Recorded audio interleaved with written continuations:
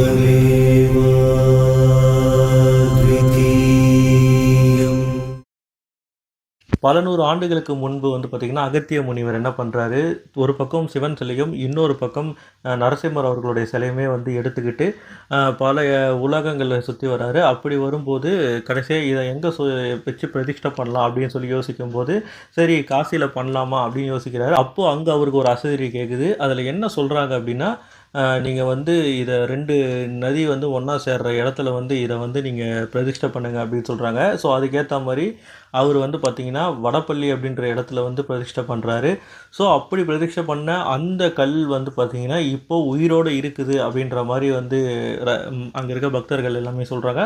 ஏன்னா அது உயிரோடு இருக்குன்னா எப்படி சொல்கிறாங்க, என்ன ஏது அப்படின்னு ஒரு டவுட் இருந்துச்சு. அதுக்கப்புறம் என்ன சொல்கிறாங்க அங்கே இருக்க மக்கள் அப்படின்னு பார்த்திங்கன்னா, சிலையை இருக்குது பார்த்திங்களா, அந்த சிலை வந்து இப்போ பொதுவாக ஒரு கல்லான சிலை இருக்கும். அந்த சிலையை வந்து நம்ம தொட்டோம் அப்படின்னா அது ஒரு கல் ஃபீல் கொடுக்கும். அதை நீங்கள் எவ்வளோ ப்ரெஸ் பண்ணாலும் நமக்கு அது வந்து ஒரு ஸ்ட்ராங்கான இருக்கும். பட் ஆனால் இந்த சிலை எப்படி இருக்குது அப்படின்னா, நீங்கள் இந்த சில வீடியோஸ்லாம் இப்போ ஆன்லைன்லேயே இருக்குது, நீங்கள் பார்த்தா தெரியும்.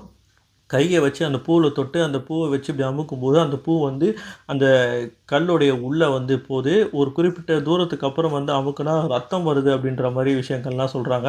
ஸோ இது பார்க்கும்போது ரொம்ப பிரமிப்பாக இருக்குது.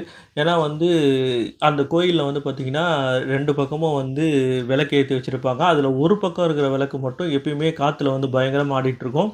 அது பக்கத்துலேயே இருக்க இன்னொரு பக்கம் இருக்கிற விளக்கு வந்து ஆடவே ஆடாது. அது என்ன அப்படி சொல்கிறாங்கன்னா, இன்றைக்கும் அந்த சிலையிலேருந்து மூச்சு காற்று வருது. அது வந்து நரசிம்மரோட மூச்சு தான் வந்து பார்த்திங்கன்னா அப்படி இப்படி ஆடிட்டுருக்கு. அது அந்த மூச்சு காற்று பட்டு தான் இந்த தீபங்கள்லாம் வந்து ஆடுது அப்படின்னு சொல்லப்படுது. ஸோ இது அங்கே மட்டும்தான் நடக்குதான்னு பார்த்திங்கன்னா, நரசிம்மரை பற்றி இன்னும் நிறைய விஷயங்களை பார்க்கலாம். இப்போ நரசிம்மர் வந்து பார்த்திங்கன்னா பிரகலாதன் அவருக்காக தான் வந்து பார்த்திங்கன்னா இந்த நரசிம்ம அவதாரத்தை எடுத்து இரண்யகசிபு வந்து அழிச்சதாக சொல்லப்படுது.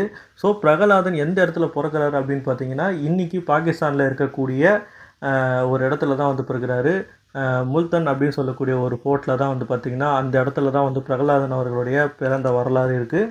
அதுக்கப்புறம் ஒரு கட்டத்துக்கு அப்புறம் வந்து என்னை வந்து நரசிம்மர் தான் காப்பாற்றணும் அப்படின்னு சொல்லிட்டு பிரகலாதன் வந்து அவரை வேண்டி சொல்லும்போது அவர் தூணை உடச்சிக்கிட்டு ஒரு இடத்துல வந்து அவதரிக்கிறாரு. அந்த இடம் எதுன்னு பார்த்தீங்கன்னா அதுதான் வந்து பார்த்திங்கன்னா அஹோபிலம் அப்படின்றக்கூடிய ஒரு இடம். அந்த அஹோபிலம் வந்து பார்த்திங்கன்னா இன்றளவுமே வந்து அங்கே வந்து ரொம்ப மலைகள், குகைகள் இதெல்லாம் தாண்டி தான் நீங்கள் வந்து அந்த கோயிலுக்கு போகிற மாதிரி இருக்கும். அங்கேயும் நீங்கள் வந்து பார்க்கலாம். ஸோ ஒரு சில கற்கள்லாம் வந்து பார்த்திங்கன்னா பயங்கரமாக விரிசல் விட்ட மாதிரி ஒரு யாரோ உள்ளேருந்து ஓப்பன் பண்ணிவிட்டு அதை வந்து வெளியில் வந்த மாதிரி நிறைய இடத்துல வந்து பார்த்திங்கன்னா அந்த விரிசலுமே காணப்படுது. இப்போது பிரகலாதன் பாகிஸ்தானில் ஒரு இடத்துல பிறக்கிறாரு. அவர் பிரச்சனைன்னு வேண்டும்போது நரசிம்மர் வந்து தூணை உடைச்சிட்டு வர இடம் வந்து பார்த்திங்கன்னா அஹோபிலம். அந்த அஹோபிலமில் இருந்து அவரை இரண்யகசிபை வந்து வதம் பண்ண இடம் தான் அஹோபிலம். அங்கே வதம் பண்ணிவிட்டு கையெல்லாம் ஒரே ரத்தம். அந்த கையில் இருந்த ரத்தத்தை கழுவுறதுக்கு அவர் அங்கேருந்து கொஞ்சம் தூரம் வந்திருக்காரு. அந்த இடத்தோட பேர் வந்து பார்த்திங்கன்னா ரத்த குண்டம் அப்படின்னு சொல்லப்படுது. ரத்த குண்டம் அது ஏன் அந்த இடத்துல அந்த ஸ்பெசிஃபிக்காக அந்த பேர் வருது அப்படின்னு பார்த்திங்கன்னா, வதம் பண்ணிட்டாரு, கையெல்லாம் ரத்தம், அங்கேருந்து வராரு, வந்து ஒரு இடத்துல கை கழுவுறாரு. அந்த கை கழுவுன ஒரு குன்று இருக்குது, இன்றைக்குமே பார்த்திங்கன்னா அந்த இடம் இருக்குது. ஸோ அங்கே பார்த்திங்கன்னா ஒரு 5 அடி 6 அடி கேப் இருக்கும். அந்த இடத்துல வந்து பார்த்திங்கன்னா உள்ளே வந்து அப்படியே ரெட் கலரில் ரத்த கலரில் வந்து பார்த்திங்கன்னா தண்ணி இருக்குது. ஸோ அது என்னன்னா அதுதான் வந்து அவர் வந்து வதம் பண்ணிட்டு வந்து கை கழுவுன இடம் அப்படின்னு சொல்கிறது. அது இன்றைக்குமே அந்த ஊற்று வந்து வத்தாமல் இருக்குது. அதுவும் நார்மல் தண்ணி மாதிரி இல்லாமல் பியூர் ரெட்டாக இருக்குது அப்படின்னே சொல்லணும். ஸோ இதெல்லாம் வந்து ஆன்மீகமாக, அதிசயமாக, சயின்ஸாக இதெல்லாம் அப்பாற்பட்ட கேள்வி. இதுக்கு எல்லாத்துக்குமே அப்பாற்பட்ட விஷயம்தான் இந்த விஷயம் சொல்லலாம். சரி, அதுக்கப்புறம் வர்றாரு, வதம் பண்ணிட்டாரு, வராரு, கை கழுவுறாரு, அதுக்கப்புறம் போகிறாரு. அவருக்கு வந்து கொன்னதுக்கப்புறமா அந்த கோபம் குறையல.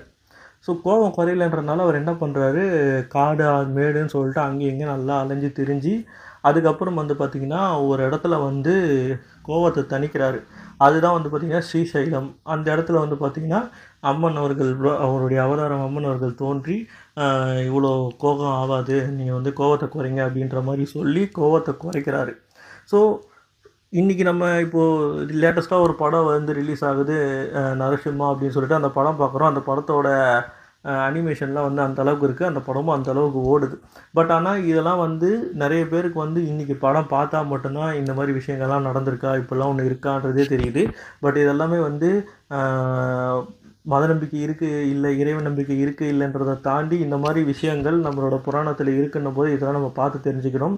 ஸோ இதுதான் நம்ம வந்து நரசிம்மர் அவருடைய மேப் அப்படின்னே சொல்லலாம்.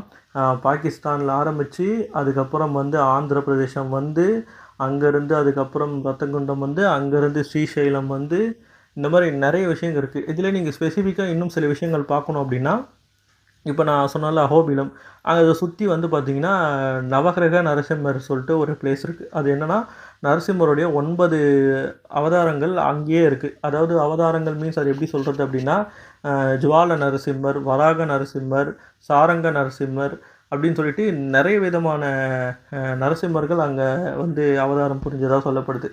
அதாவது வந்து கோபமாக இருக்கும்போது, அதுக்கப்புறம் வந்து யோக நரசிம்மர்னு சொல்லிட்டு ஒன்று இருக்குது. அங்கே வந்து பார்த்திங்கன்னா அவர் வந்து தவக்கோலத்தில் இருக்கிற மாதிரி இருக்கும். அப்புறம் வந்து ஜுவால நரசிம்மர் தான் வந்து பார்த்திங்கன்னா 8 கைகளோடு இருக்கக்கூடிய ஒரு ராட்சச நரசிம்மர் அப்படின்னு சொல்லலாம்.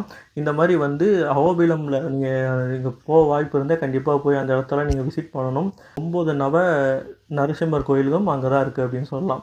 ஸோ இந்த வீடியோவில் நம்ம நரசிம்மரை பற்றி முக்கியமான சில விஷயங்கள்லாம் பார்த்தோம். ஸோ நீங்கள் நம்புறீங்களா இந்த மாதிரி வந்து அந்த சிலை வந்து பூ வச்சா உள்ளே போது பிளட் வருதுன்னு சொல்கிறாங்க, அவர் கை கழுவுன இடம் வந்து பார்த்திங்கன்னா ரத்தம் கொண்டோன்னு சொல்கிறாங்க. இந்த மாதிரி விஷயங்கள்லாம் நம்ம புராணத்தில் இருக்குது. இதை நீங்கள் நம்புறீங்களா இல்லையா?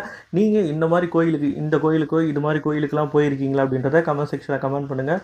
இந்த வீடியோ உங்கள் எல்லாருக்குமே பிடிச்சிருக்கும்னு நம்புகிறேன். ஸோ அடுத்தடுத்து இந்த மாதிரி நிறைய வீடியோக்கள் நம்ம சேனலில் தொடர்ந்து பார்க்க போகிறோம். ஸோ மறக்காமல் சப்ஸ்கிரைப் பண்ணுங்கள். நன்றி, வணக்கம்.